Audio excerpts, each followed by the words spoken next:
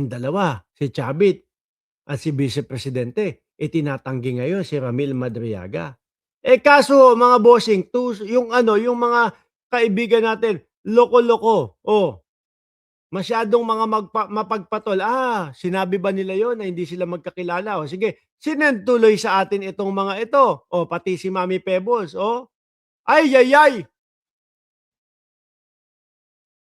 Kaya naman pala nag-iingay si Chavit Singson, no, araw-araw sa mga press conference. At ito pa, meron pang iniebas, may sinasabi pa, the big one daw ho, mga kababayan. The big one daw, sabi ni Luis Chavit Singson. Ano ba yung the big one? Ewan natin. Rally daw eh. Aanyayahan daw yung mga ano yung mga religious group Aanyayahan daw yung mga kabataan Pero ito sabi ni Pebbles Talakera, ni Mami Pebbles.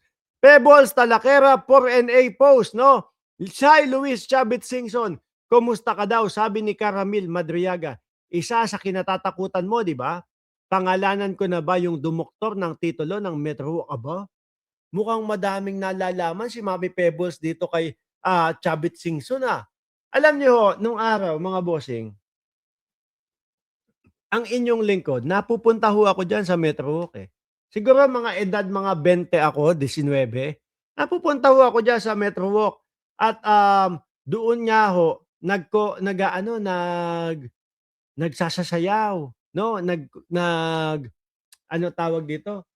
Nagpe-perform yung sila Mocha Uson, pinapanood namin yun, mga bossing. Doon sa Mugen, nando'n sa Metro. Mahilig ho tayo diyan dati nung araw na ano, nakumpleto natin yung kabataan. Ngayon ko lang nalaman na kay Chavit Singson pala yun, 'no? Sabi dito, pero mukhang, merong gustong sabihin dito si Mami Pebbles Talakera na, "Kumusta ka daw?" Sabi ni Caramil, "Isa sa kinatatakutan mo, 'di ba? Pangalanan ko na ba yung dumoktor ng titulo, dinoktor yung titulo ng Metro Walk? Dinaya, pineke." Yun yung ibig sabihin ng dinoktor 'di ba? Kaya gusto niyong ma-impeach si PBBM Oh, dahil nakikita, nalalaman, nasisiwalat lahat ng mga 'yan. "May ninakaw ka ding lupa sa Mindoro, Chavit," sabi ayan, hindi na maitatanggi ni Luis Chavit Singson na hindi niya kakilala.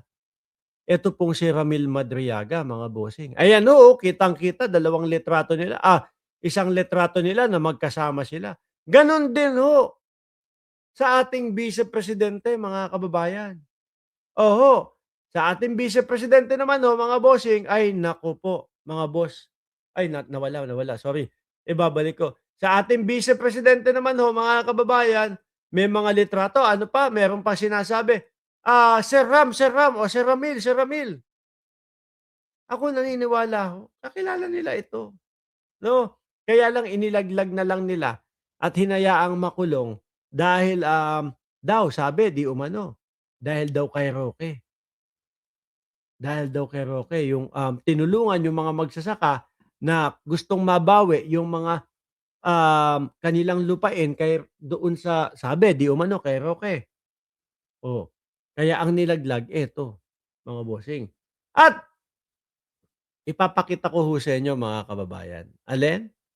Ipapakita ko sa inyo, mga boss chief sir, eto pong, kay Luis Chavit Singson na eto yung press conference niya. Yung kanya press conference, mga boss chief sir, na ay naku, walang sawa, paulit-ulit na laging sinasabi, ayan, babagsak na si Bongbong Marcos. Pasasamahin natin yung mga religious group, et cetera. Pakinggan nyo will be arrested because of possible inciting to sedition because of... Naku po. Ayan na. May mga nakakapansin na siguro. Diba? Doon sa mga panawagan ni Luis Chavit Singson at doon sa mga paninira ni Luis Chavit Singson sa ating Pangulo. Hindi naman matatanong yan ng isang reporter o ng mamamahayag, mga kababayan. No, kung malayo doon sa kanilang pinag-uusapan. Malamang baka merong mga nabibitawang mga salita na si Luis Chavit Singson na talagang sedition na, inciting to sedition na. Yun ngang isa 'di ba si ano pangalan nun?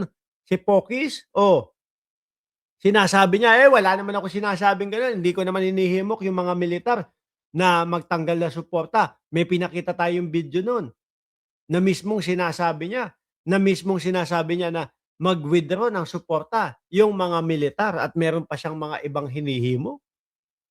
Oh, 'di ho ba? Oh, tayo ho kasi mga kababayan, bago tayo mag-vlog, bago tayo bumanat doon sa mga ibang mga corrupt na mga politiko et cetera, inaalam natin mismo, kinukuha natin mismo doon sa mga mainstream media. Hindi ho tayo bara-bara na, "Oh, sige vlog mo 'yan, oh, ganito, ganyan. Eh, nasa source nito, wala, okey na 'yan, basta sabihin mo na lang, ayon sa sa puting ahas mo." Oh, hindi ho tayo gano'n. Ni ilang vlog ho natin, wala kayong narinig na gano'n. Lagi pong, "Eto si Mark Ramos, ang screen ko laging kalahati dahil meron tayong materyales na ipapakita para sumuporta doon sa ating mga sinasabi." Oh, 'di po ba? Oh, tuloy. What we have mentioned here. Ako nga, we are not violating anything. Oh, wala naman daw naba-violate si Chavit Singson. Meron bang, violation yung pagdadala, yung paghahakot ng mga tao dun?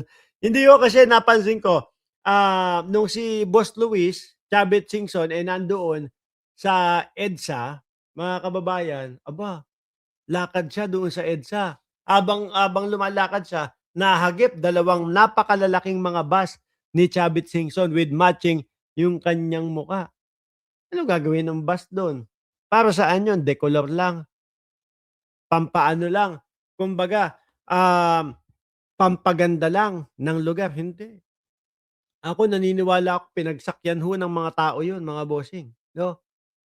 Baka itong mga sila Luis Chavez Singson ay nagdala po at kumuha nung mga, kapwa nating Pilipino walang trabaho, o yan sinasamantala nila yung pagiging walang, trabaho nung mga kapwa natin Pilipino. O 'di ho ba? Ako naniniwala ako may isinakay dun mga bossing na mga, Pilipino para pumunta dumalo doon sa EDSA na yun. Hmm. Eh, di labas si Chavit Singson, lakad doon sa EDSA gano'n, eh, oh. Akala niya ang maririnig niya, "Chavit, Chavit!" Hindi pala, sabit pala mga bossing. Bakit? Kasi ho ang isinigaw nung mamamayang Pilipino o yung mga tao na nandoon, kurakot, kurakot. Sinigawan sa tenga si Luis Chavit Singson nung mga kapwa natin Pilipino na nandun po, na nagra-rally doon sa EDSA. Pahiya. Tapos eto meron pa daw pong susunod ulit. Diyos